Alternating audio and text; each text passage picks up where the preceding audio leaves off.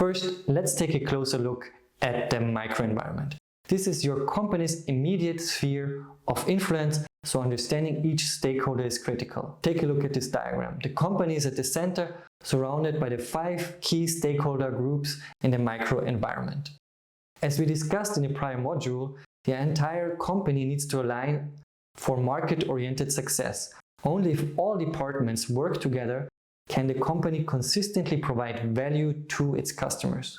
For example, if you want to create a brand that offers high-quality sweets, you might need to use a handmade production process which incurs higher costs. The finance department cannot block this necessary quality differentiation because it incurs higher costs. For example, Café Fürst is a coffee shop in the center of Salzburg that has existed for over 100 years. They have patented the term original for the iconic sweet, the Mozartkugel, which stands for high quality. Competitors can use real or true, but they cannot call their Mozartkugel original. Still, this attribute would mean little if the product were not different from industrially manufactured Mozartkugeln.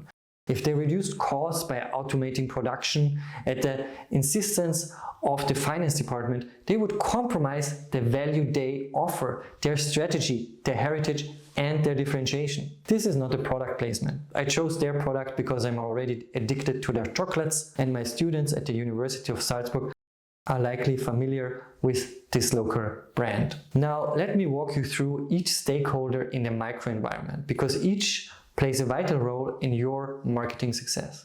I will provide unconnected examples to illustrate each one.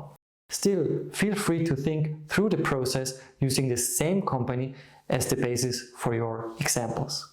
First, customers are the centerpiece of business. A company needs to deeply analyze their needs, behaviors, and pain points. Let me give you an example. Patagonia. They don't just sell outdoor gear, they understand their customers' values regarding environmental sustainability, aligning their entire business model accordingly.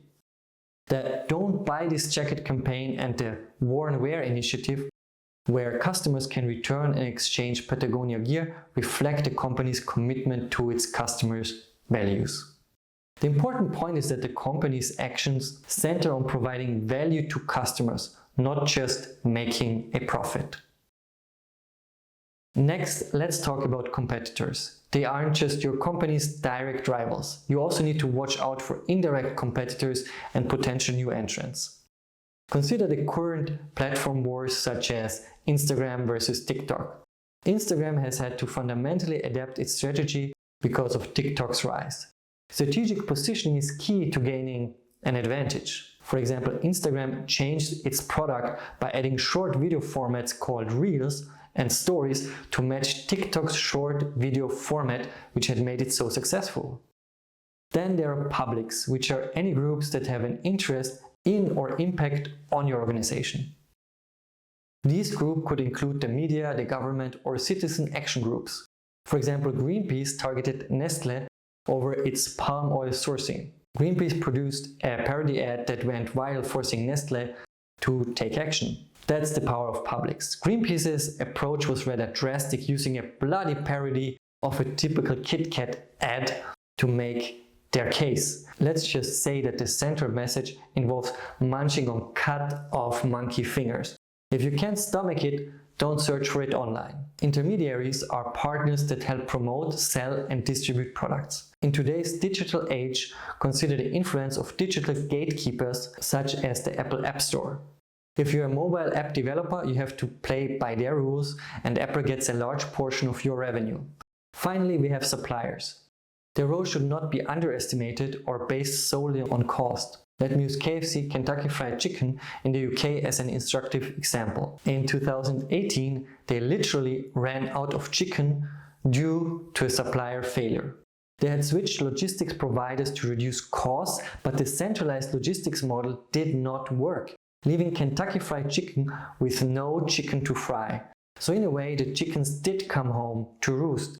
Consequently, Kentucky Fried Chicken became Kentucky Fried, and ever since they have only sold fried dough. Joking aside, they had to close hundreds of stores, resulting in a significant loss of revenue.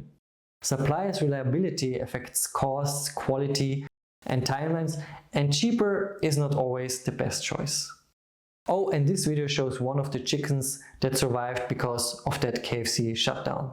I created it with Gen AI to illustrate the example, but it did not turn out well, which makes it at least entertaining somehow. Now, to stimulate your thoughts on the microenvironment, which of these stakeholders would have the biggest impact on your business if you were starting a new company today? You may want to think about that before continuing to watch. With regard to the microenvironment, I also recommend watching this video about Porter's 5 forces model. It offers a different perspective and complements our view of the business environment.